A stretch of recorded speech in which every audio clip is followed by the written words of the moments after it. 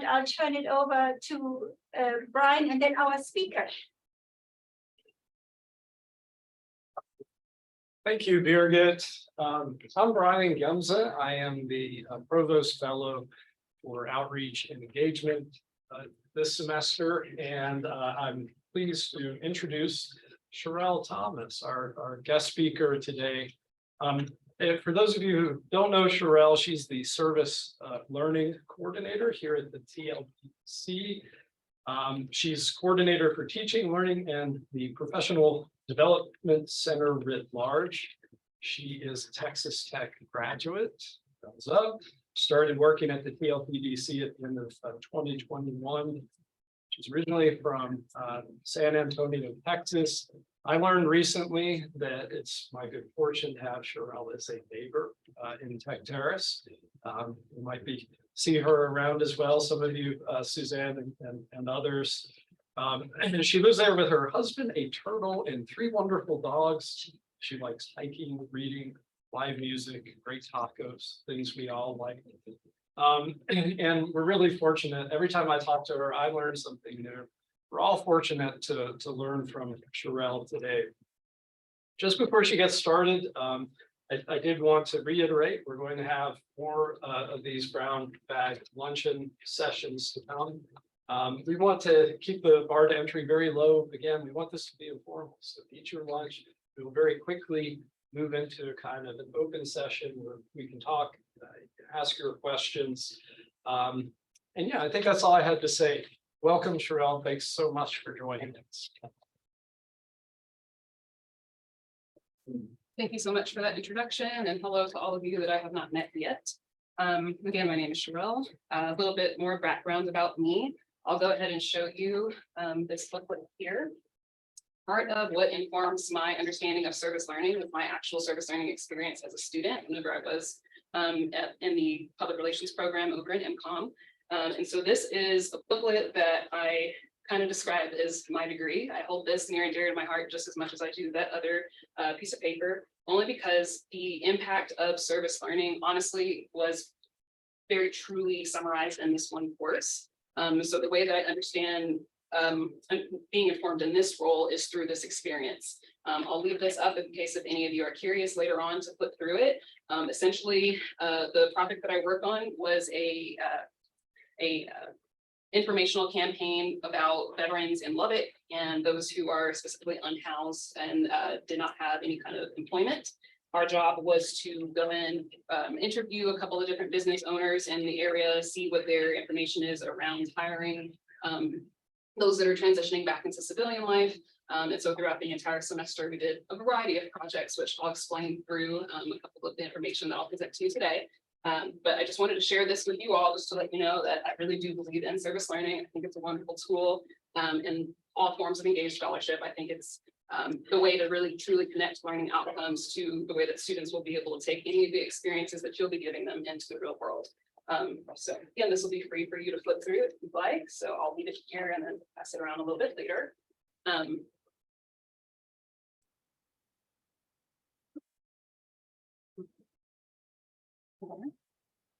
Yeah. So first, I'm just going to start off with the working definition of what service learning is, or how we apply this definition at Tech. And essentially, the biggest piece of service learning is understanding that it specifically links the learning outcomes to civic engagement with thoughtful reflection. So with each of those pieces, the way that the whole service learning process works is less about the actual project and more about the understanding of how that project relates to your learning outcomes that are set for that class, and then specifically how students can take away that experience and be able to articulate that for future job opportunities or for their own careers in research. The emphasis on reflection, which we'll talk about a little bit more later, as we know, everyone learns a little bit differently, but the way that it's understood for service learning is reflection is that piece that really connects the learning. So while in your syllabus, you have listed that your students might need to meet XYZ needs, might need to be able to understand a certain list of concepts, there's a way that you can connect each of those concepts to a specific action or goal within a service learning project, whether that be something that's very, very measured or something that doesn't come through until the reflection piece. And I can talk about that a little bit later.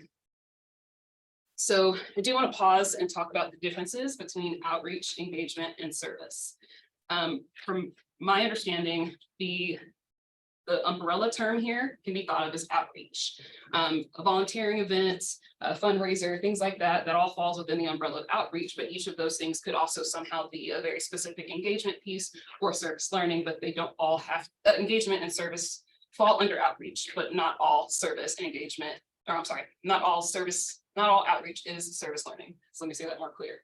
While engagement and service fall under the umbrella of outreach, not all outreach is service learning. So just to make that point there, really what the difference is, think of outreach as reaching your hand out, quite literally what the word is. You're helping the community, you're there in the community. Engagement is with the community. So it's less of just reaching a hand out and you're there holding hands with the community, working on whatever the goal is.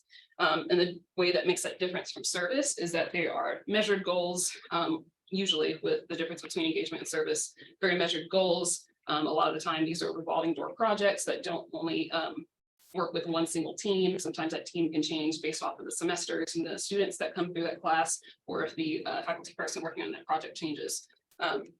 So that's how it's different from engagement and outreach. I know that was possibly pretty cloudy. Can I clarify that for anyone, or does anyone have any questions at this point? Just one more time. So engagement, reaching out, no, outreach, reaching out, engagement with, and service. Service being engagement with a measured goal. Measured goal, got it, okay. That's the easiest way. Now, of course, it's not that outreach and engagement don't come with measured goals. I don't want to imply that at all. But with the way that service learning is understood, the measured goals piece being specifically linked to learning outcomes, that's what makes it different than engagement. Oh, is that where the term service in learning comes in then? I see, okay. Yep. So what's typically thought of as service, especially how it's considered for tenure and promotion, there are other areas that can fall within service. I would say that service learning is one way Can you give us concrete examples of each one? of outreach, engagement, and service. Yes, I can. So let's say that for outreach, this could be as simple as trying to think of some of the recent events we've had. We've had so many. Something like sorry, go I ahead. was just going to say, I mean, what comes to my mind is that there are a lot of K through 12 activities, and many times Texas Tech students serve as counselors or mentors and teachers. And that's one example. Yeah, that's definitely an example, I would say, of engagement for sure. And then the difference with outreach, I would say, is the something where maybe you show up with a community only interacting on that one day for that one event. So maybe there's a toy drive, a Coke drive, those kinds of things. So the community that's interacting with that event is interacting with that singular event rather than a prolonged project, if that makes sense. And then, of course, with service, that gets even more specific. So an example of that could be, I know that he's retired now, but Bob McDonald was in the College of Rawls. And there was a project that his service learning class did each semester, and they fundraised for, I forget the name of the organization, but each semester students, Sandra Song, yes, thank you. There, each semester the students were responsible for the learning objectives through that business course.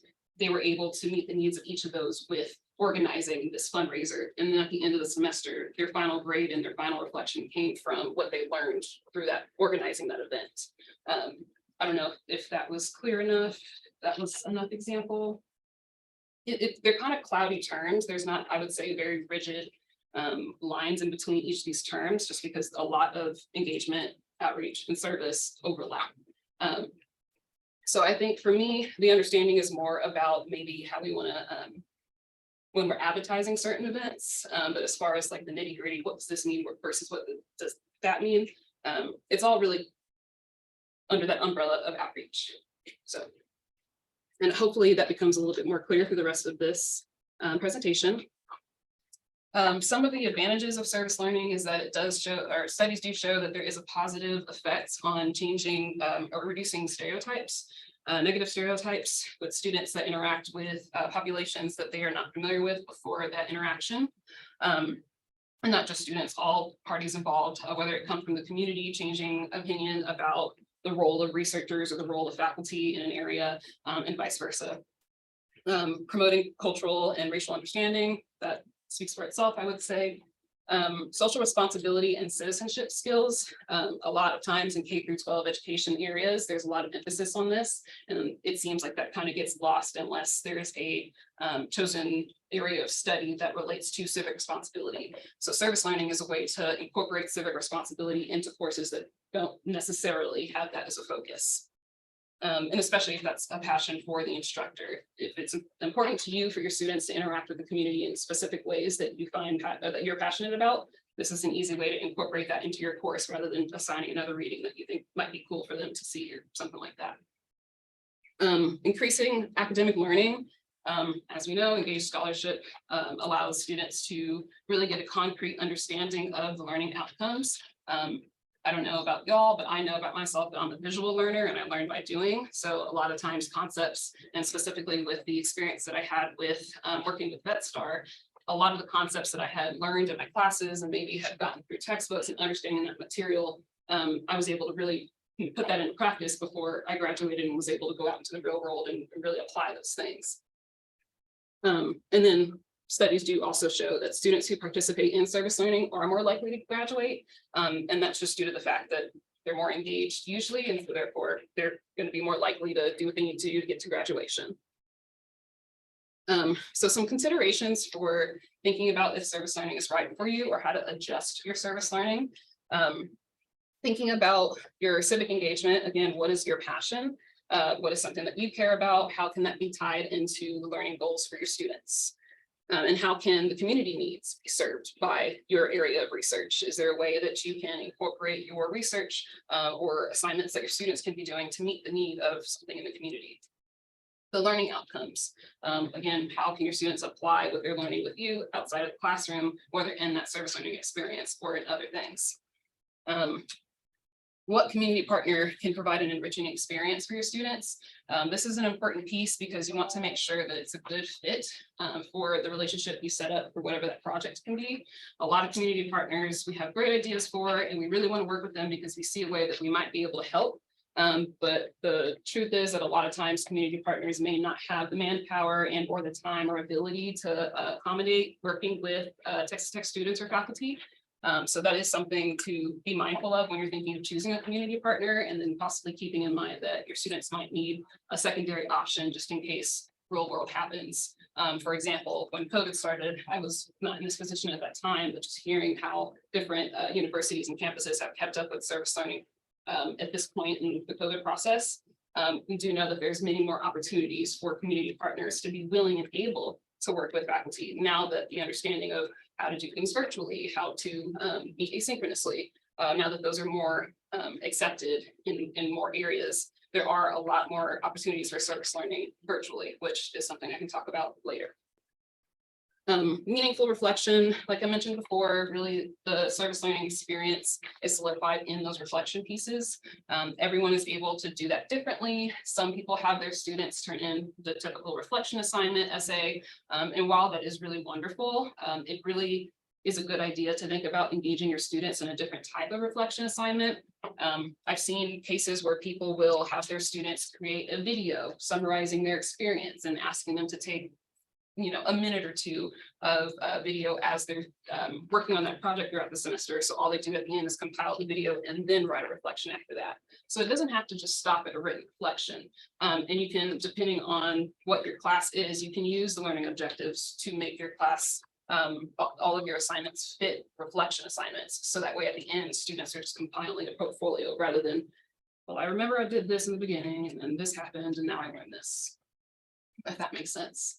And as I mentioned before with my VetStar booklet there, learning how to design video, write a press release, learning how to facilitate a survey and interpret the results, all of those things that I learned in singular classes, all of that got put together for my service learning experience.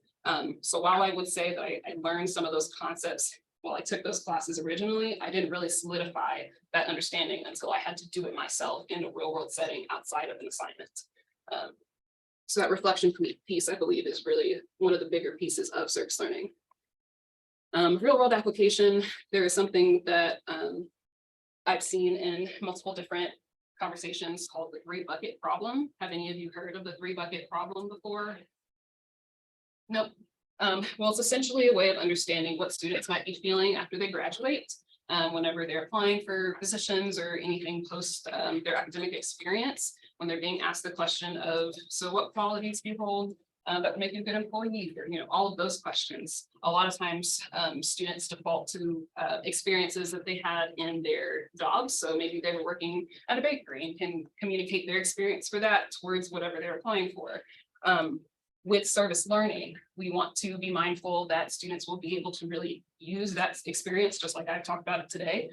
So it could be almost a make or break to make sure that your students are able to understand how to articulate their experience when they're done with that service. So all of that is what some main considerations for whenever you're trying to incorporate service learning in your course, or adjust it if you already have that incorporated. So for learning outcomes, you really want to consider how the students can get to that aha moment. Honestly, that's the best way to explain it. There's not too much more than that. I mean, there's more in terms of understanding how your students can get to their learning outcomes based on your specific area of study, and that's different for everyone. And then, of course, depends on what your goals are for your students outside of what the actual learning objectives are. And then, of course, with understanding the community piece, can you help expand on services that are already provided for the community? Is there a way that you can use your research to work for you? Can your service learning experience with your students inform something that you have already been working on for future publications or presentations, things like that? So the learning outcomes don't only have to be for the students, they can be for you too. Speaking more about the engaged experience, this is a quote from Amanda Robbins, who at the time was the vice president for talent acquisition at Mattress Firm. And I just really enjoy this quote because I think it just really hits the nail on the head. Engaged students become engaged employees. They're eager, excited, and ambitious. I really think that that is a perfect way of understanding engaged scholarship as a whole. And that can be applied to most areas of life, as I'm sure a lot of us could agree, that once a student becomes engaged, they find their passion, they're able to continue on that passion. And like all of you, you probably would not be here if you did not continue on your paths without that passion or that hard work and dedication. So service learning experience is one way to help your students understand their passions, but then also continue to be engaged employees as they continue in their careers. So here is one example that's out of TTU right now. This is with after school program that's currently being run through a Chinese program through Yanlin Wang through the CMLL, the Classical Modern Languages and Literature Department. Her students currently are in this semester teaching and tutoring students, high school students at Plainview High School. Over Zoom, and then once a month they are going to the students in Plainview to hold cultural events. So recently there was a cultural event where they the students were able to demonstrate making dumplings. And so while it was a fun event, they were still able to demonstrate their understanding of Chinese language. They were demonstrate their understanding of how to teach and some of those aspects. And so while there are multiple events involved in this class, I just wanted to share these pictures to show that this is just one service learning project that we have right now. And what's cool about this particular project is that the students in Plainview and their parents have expressed an interest in continuing something like this, to where this could potentially be a program that gets created to involve more than just the high school students and potentially other community members. So this is an example where a service learning project that was created not simply, but created to meet the needs of learning and teaching Chinese. This is now starting to turn into something that could be a Plainview ISD program. So that's kind of where you can think big in terms of an engaged scholarship. And then another is early childhood literacy course, where students of Don Burke are going out to middle or elementary schools to help with the early childhood literacy programs. So the tech students will come in, read with the elementary students. There's usually some sort of game or activity. And so with this, the learning objectives here for the tech students are understanding how to create a lesson plan using different aspects of a reading plan with each student, tracking their project progress, understanding how to adjust that. So while this course is about understanding how it's a teaching course, this has now allowed the tech students to practice. Do they actually want to be in an elementary school setting or not? Do they want to be in a role where they're mentoring students in this way or not? Dawn let me know. I went on a field trip with them to one of these outings, and there was a student there who was very excited to be engaged with the elementary students, but also was able to say, I know for sure after this that I do not want to be a teacher. This experience has helped me find that out, and that is really good for me because I understand that I don't need to continue wasting time with the degree plan that I have set. So while it's a great way for students to understand and solidify what their plans are for their career, it is also a great way for students to try out something that they think they want to do, and maybe before they continue down their degree plan, understand that maybe I need to adjust my career goals a little bit. I really enjoyed watching the students in this because you could see in real time, just me observing, you could see in real time the elementary kids looking up at the Texas Tech students, understanding that, hey, these people aren't here all the time, but they're just here sometimes. Hearing the conversations of the kids, understanding what was going on, and then understanding how the tech students were responding to the tech students or to their presence on campus. It was just a really cool way to see the service learning process happen in real time. That I think is that aha moment that you're looking for when you're wanting to create these experiences for your students, is what is that moment or what is the set of activities that's going to get your student to either say, yes, this is doable for me. Yes, this is something, a career path I want to go down, or thanks for trying. No, thank you. But I did want to just show you these examples to show you that there is a lot of service learning going on in the Lubbock community and surrounding communities as well. Now, I did already kind of talk a little bit in depth about this, but I do want to show you this image about meaningful reflection and different modes of meaningful reflection. We talked about the most popular type, writing, but there are many different modes of reflection. Oral class presentations is another really popular way to summarize an experience. But all of these examples are ways that your students can help you, or that you can help your students understand their service experience and potentially use that reflection to inform your own projects. Some examples of reflection questions that I don't see as often as others. So instead of asking, what did this experience show you? Or what did you learn from this experience? You can ask, what would you call this experience meaningful? That could be an interesting question to ask your students, but there are some that would probably delight in the opportunity to let you know how they thought that experience was and if it was actually meaningful. So that way you might know how to adjust. Of course, with their recommendations being taken with a grain of salt, but with the way that reflection works, put the ball in the student's court to tell you what they think rather than guiding them to, was this good? Yes or no? Did you learn something? Yes or no? Describe how you applied what you've learned in the class to the project. So instead of did you learn, just tell me what you learned, those kinds of things. Yeah, and this could be something that you can use in an essay, a discussion project, something that informs a different deliverable. There's many, many ways to use reflection. And again, with the real world application, will your students be able to articulate the skills they learned? If there's anything else that I'm trying to communicate about the importance of the real world application, is getting your students to articulate their experience and getting the community partner to understand what your involvement with them was. So one thing that you can use to understand how you want to get started with Engaged Scholarship, or a way that you might want to even frame your, thank you so much, frame your understanding around what areas of study or what areas your field of study could affect. This is a pretty small printout here, but here on the screen, I hope you can see it a little bit better. This is developed by the United Nations, and this is their set sustainable development goals. And thank you so much for displaying that. If you would like a printout of this, before I forget to say, please let me know. We're able to print these here at the TLPDC. I like it as almost a motivational, just to look at and remind myself about the different areas to be aware of. These are the 17 established goals from the UN. This is a starting place. This is by no means a rule book or anything like that. But for those that are wanting to understand how your area of research or your area of study can fit in any of these topics, on the UN's website with each of these tiles, and I'll read a couple of them in case you can't see. So that first title says no poverty. The second one, zero hunger. Another title says reduced inequalities. Another title says affordable and clean energy. These are all tiles or titles of the different goals that you could use to inform how your service or engaged scholarship is going to impact your community, essentially.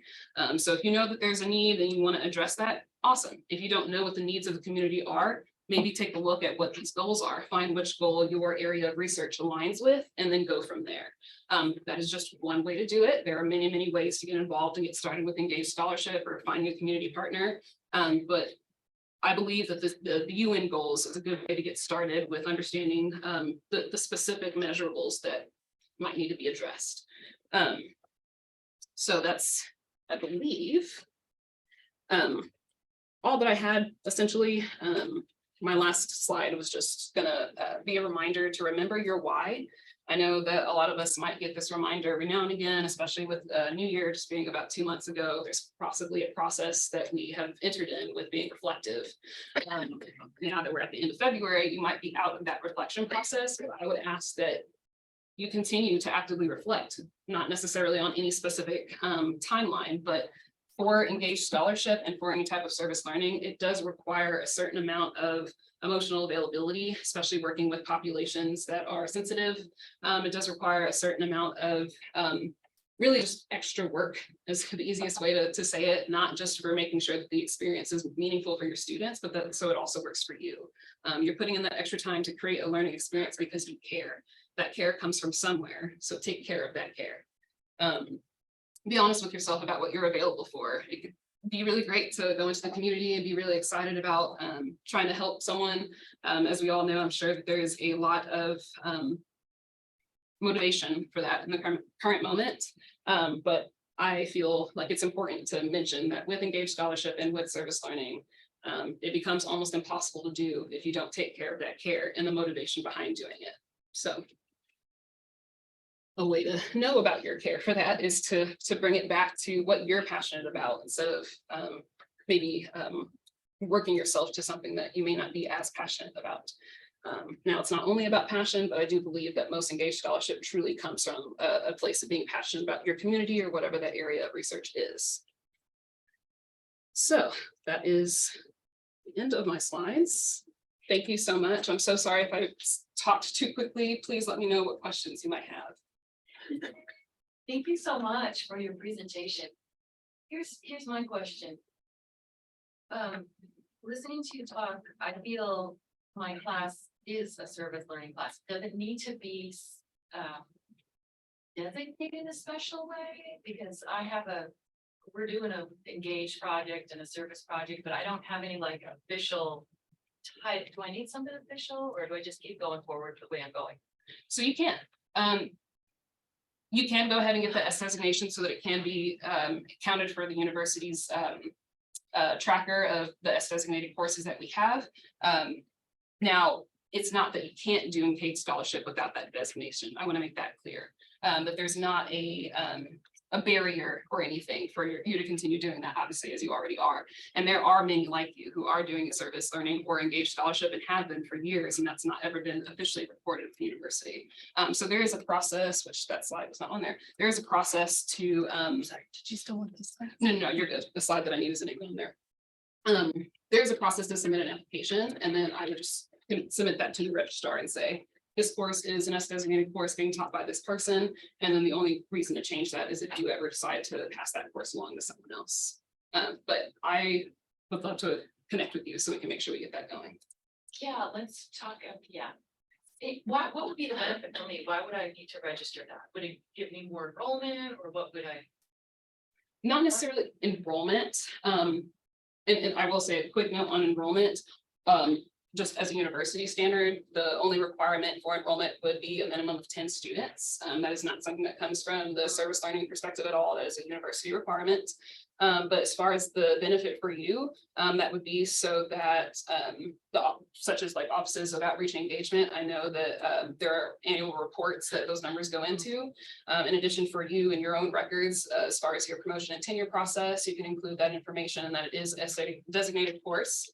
I am not as knowledgeable about the tenure and promotion process to know exactly how that weighs. And I do know that there are conversations around understanding that experience in the P&T process. I cannot speak to what those conversations are going to produce, but I do know that there are conversations around how to incorporate this in that process. Thank you. Are there any questions from our Zoom participants? Are we doing chat or? can you hear that? We're doing both, like, I was just typing, I'm monitoring the chat, we don't have anything in the chat yet. But also, Zoom participants, you can also unmute yourself, we'll be able to hear you in the room to discuss as well. I saw him. Yes, thank you for the presentation, and I just have a nuts and bolts kind of question.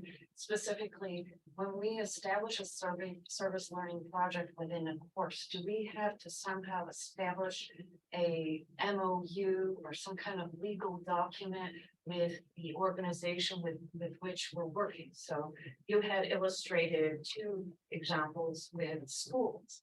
I'm just wondering, is there some kind of like legal, let's say, procedure one has to go through that binds or develops a relationship or a professional relationship between those schools and TTU? Because I've tried to set up externships at various places and I'm running into a roadblock that I'm not getting those letters or those MOUs approved. So I would like some elucidation about how this actually works.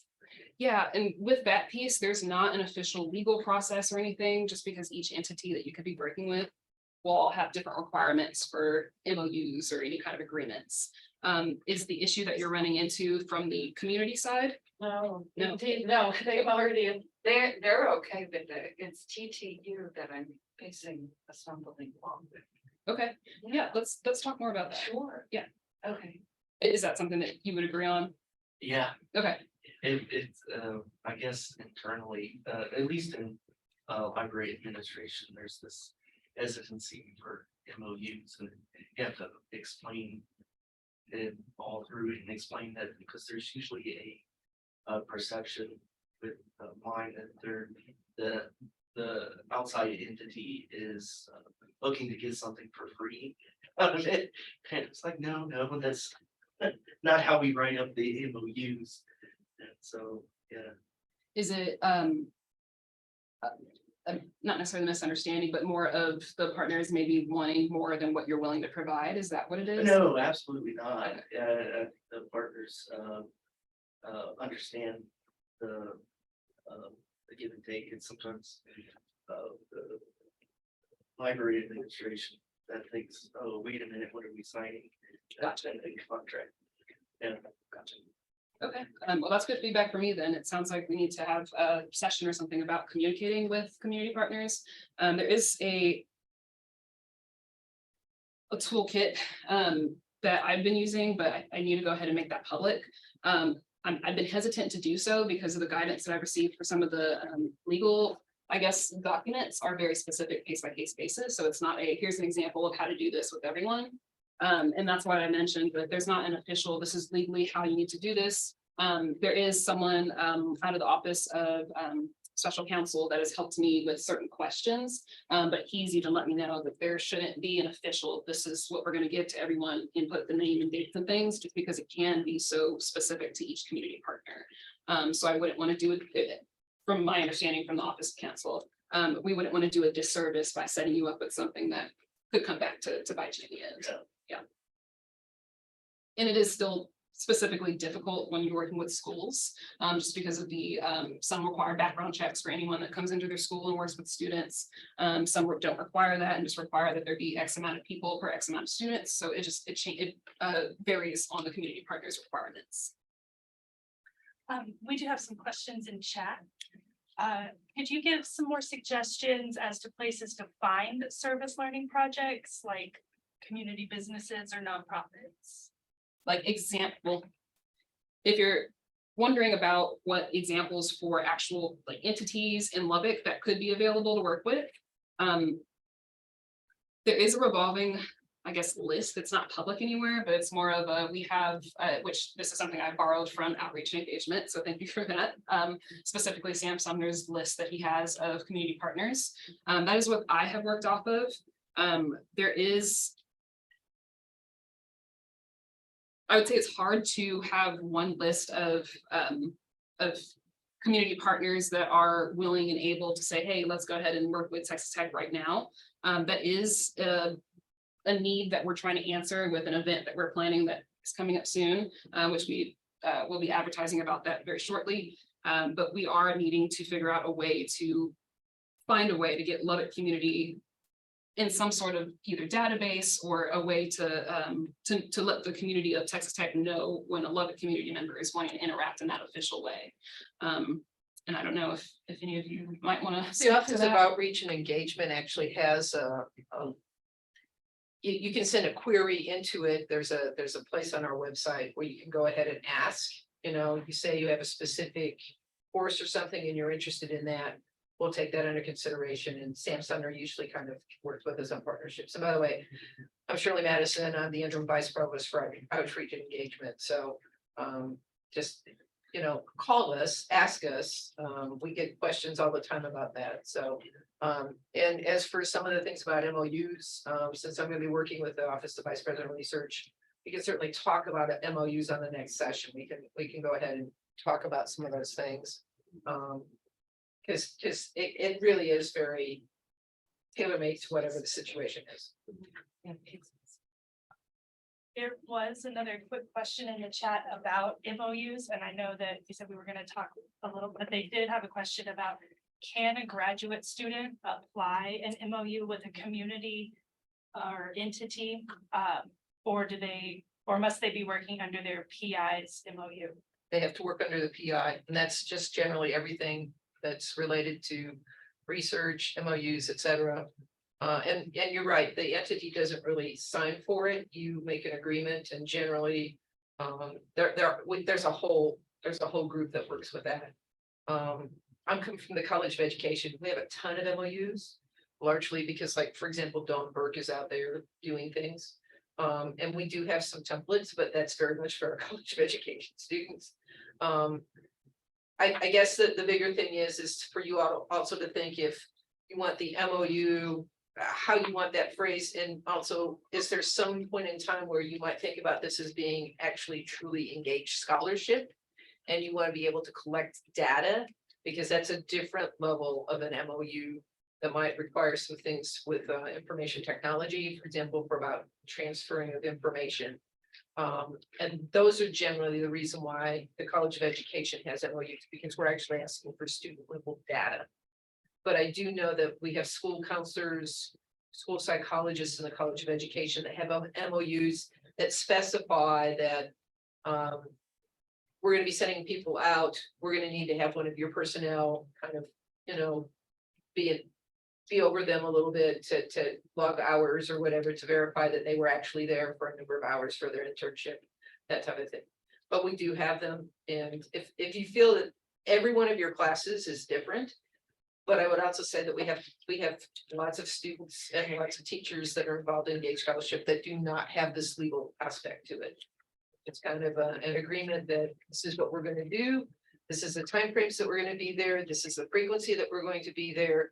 Yes, we're going to follow your procedures to make sure that we have vetted our individuals and that they're safe and secure to go ahead and work with, especially younger children, those types of things. So most poignantly, they're not necessarily an imperative MOUs.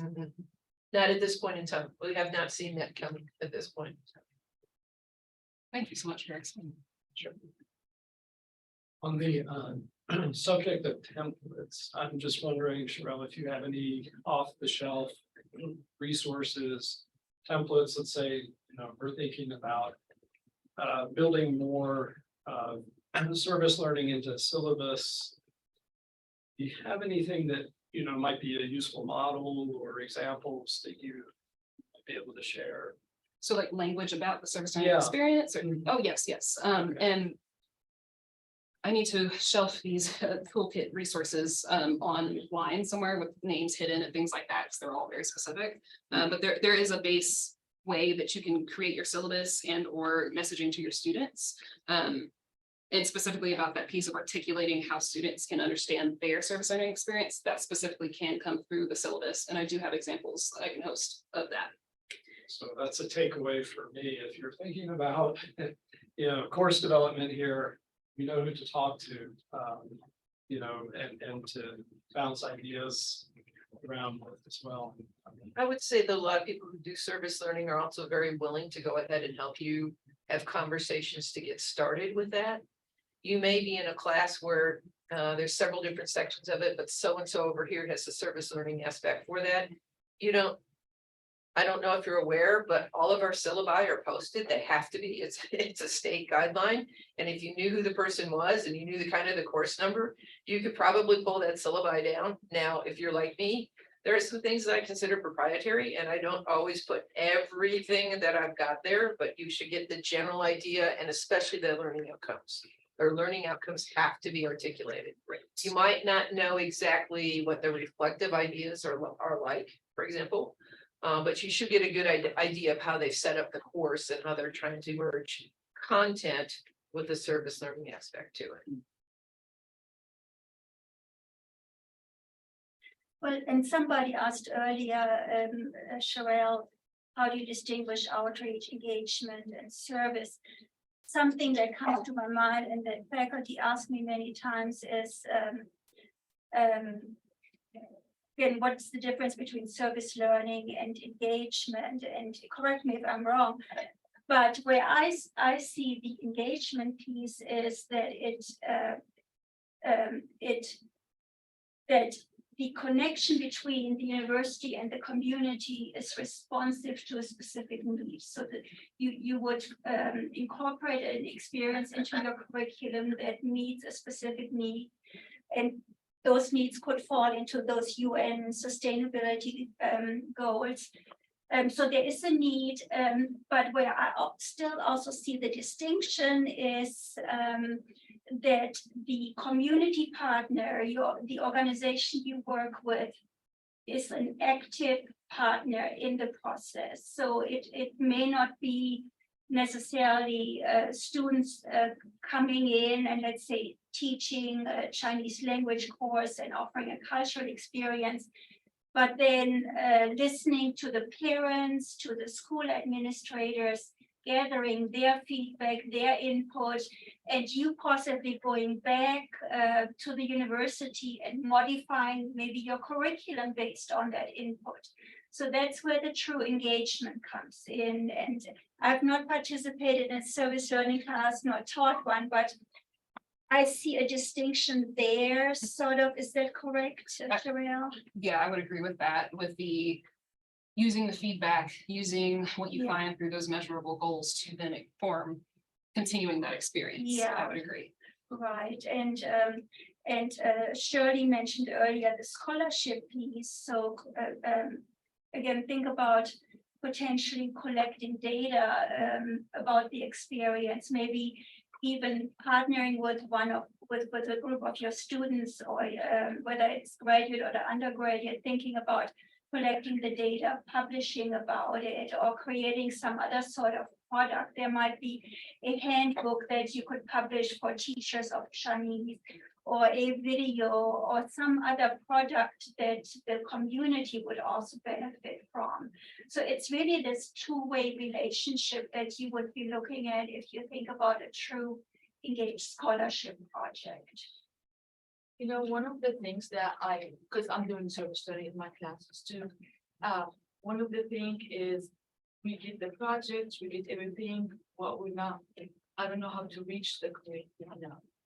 So like I teach Arabic and culture at the student hour. I take my students, one of the projects that we do, we go to public libraries and we teach, we try to bridge cultures through language and culture, but there are how we can reach the people. I have enough people, but I want to reach more to people. And that's one of my things, like, how can you do that in the community of Lubbock too? Yeah. So there's some strategy, Yeah. there's more into it. Yeah, Yeah. and our office would help you identify stakeholders. I've facilitated meetings like that where a faculty member came to me and said, I'm thinking about this and this project. So we try to identify individuals or groups in the community that would be helpful to have in the conversation. And then many times those people come with additional networks with other connections and provide more context. Yeah. And so there's more to it than getting ready, get your students ready, get the project ready. Yes. Okay, where's that, how Yeah. many people can Right, benefit? Yeah, so we could even help you convene Okay. something like There's- that. yeah. Yes. That would be great. And that may include finding a facility or being able to plug you into various neighborhood meetings or learning how they best want information disseminated in communities. Some communities are very much print-based. Some people are really savvy with technology. It just really varies. And it would vary upon your clientele too. If you have, for example, we have a large Hispanic group and we've learned that several of them just need things to be placed out there also in their Hispanic language, not just we have to change all the posts to be Hispanic in nature. That's fine. We didn't know that. And so then we get more involvement, more engagement, because then they can now respond. There's a broader group that we're responding to. Thank you. Sure. I'm just curious, is there anybody on the call who may want to share how they have implemented student engagement in the community? I started with my students in the classes. I organize all the material for them. I coach them, I train them, and then I put them, so we go to 3 different high schools in Lubbock after school hours, like a little bit weekend and get ready. And on top of that, we bring traditional food so they can, you always feed people. Always. There's food, there's prizes, whoever comes first, there's prizes too. So it's a little bit of extra work of training, but once students get there, there's mutual benefits.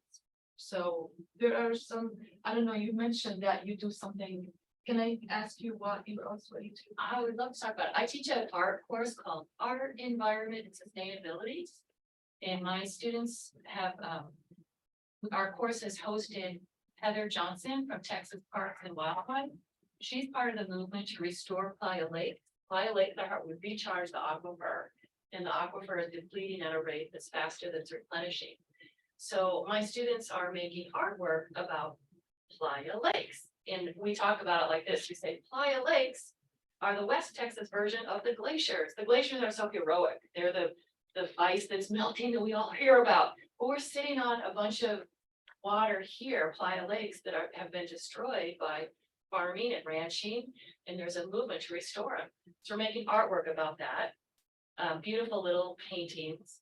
And then we're showing them at the art festival. And we're going to talk to people who come to our booth about the movement to restore Playa Lakes. Art has the potential to prompt conversations. So we'll be at the art festival prompting this conversation about the movement to restore Playa Lakes. And we're gonna be doing it through artwork. It's almost like the craftivism. I don't know if you've ever heard of the Craftivism Collective. No, It's very similar to what you're doing. So I can think of a couple of tie-ins. Danielle East and the East Lubbock Art House. Yes, it is located in East Lubbock, but it's actually the East stands for her name. She's looking for projects that would be accessible to groups of students over there. So that sounds to me like that would be one of those things. This almost borders on some interesting ideas that you might want to take to the museum, because there's actually a research component out there. But they also might have some gallery space for you if you wanted to go ahead and continue to post some of these things and work some things. They've got some gallery things. If nothing else, you want to go out there probably with your art students and see what galleries are like and that next level. And by the way, they have a master's in museum studies, so that if you have undergraduate students and they want a job, I mean, here's how you could curate it. Museum, especially if they're into art, might be a perfect tie-in for that. So let me know. I mean, we've got connections. Our office has connections to these groups. Okay, yes. I was just gonna share that at my former institution, this kind of echoes a little bit what you're doing, Carol.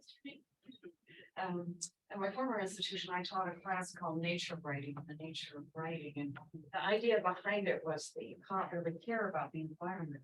And that's there's an emotional connection to it, and how would that emotional connection provoke and stimulate it, but through the arts, whether it's literature, whether it's the fine arts. And so what my students did is they had that stimulated emotional connection, and then they decided that they would go to Walmart and HEB and get scholarships, I mean, grants rather, from them. And we got thousands of dollars from HEB and Walmart to start up a pilot recycling project in our neighborhoods. So they picked out 2 neighborhoods near the university area where I was working at the time. And we started up a recycling project. Those recycling items were then sent, this was along the Rio Grande River, were sent then across the river to Matamoros, to Mexico, where they were packaged and then shipped out of the port of Brownsville to Brazil. So we know, we've researched this, we saw what happened with our recyclable goods, and these students were behind it. So, yeah, it is possible to really get their sleeves rolled up and get involved. Definitely. Yeah. I think there was another hand somewhere. Might have been yours. Any other questions? Well, thank you Thank so you. much. And we do have a month from today. Want to point out, we have another session very much like this. Pulling together a couple of threads quickly. Diane Dobrnak, who spoke to us last semester, talked about how we represent ourselves as engaged scholars. And we have all these discussions going on with tenure and promotion. You can think of what you do in the classroom as a piece of this. Maybe what you're leaning towards is research. That's what our next session will be about. So I invite you to please keep coming, keep these conversations going. Also wanted to mention, shameless plug, if you're interested in questions of resilience, sustainability, Carol, Suzanne, and others are involved in a campus initiative called Creating Livable Futures. There's some opportunities there to make that a canvas for engaged scholarships. I wanted to put in a quick plug for that, as well for Dr. Hubbard Newman, who will be with us as our keynote speaker in April. I think sometimes for humanities scholars too, these things can be a little abstract. He's going to talk about how the humanities landscape is changing in response to engaged scholarship. So hope you'll be back with us at a future session. Thanks for coming. Thank you all. Thanks for coming. Thanks again. If I didn't get you. I'm filling in the information. Highlight. Thank you. And also, if you